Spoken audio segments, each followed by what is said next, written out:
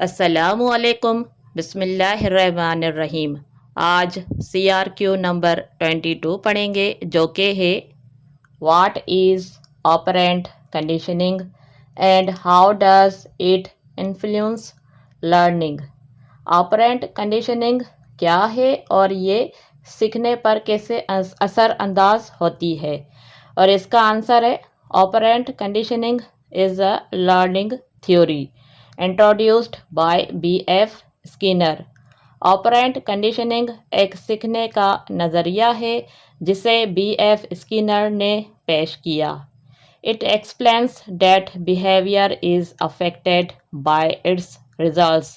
یہ بتاتا ہے کہ رویہ اپنے نتائج سے متاثر ہوتا ہے۔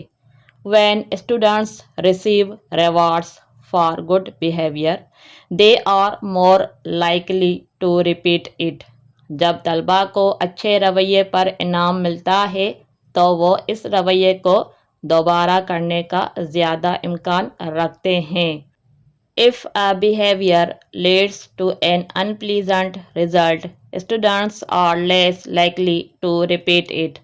اگر کسی رویے کا نتیجہ ناخوشگوار ہو تو طلباء اس رویے کو دوبارہ کرنے کا کم امکان رکھتے ہیں۔ Through this process, students learn which behaviors are acceptable and useful۔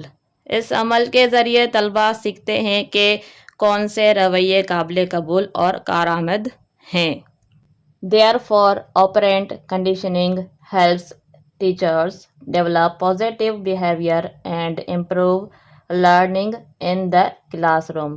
اس لیے آپرینٹ کنڈیشننگ اساتذہ کو مثبت رویہ پیدا کرنے اور کلاس روم میں سیکھنے کو بہتر بنانے میں مدد دیتی ہے۔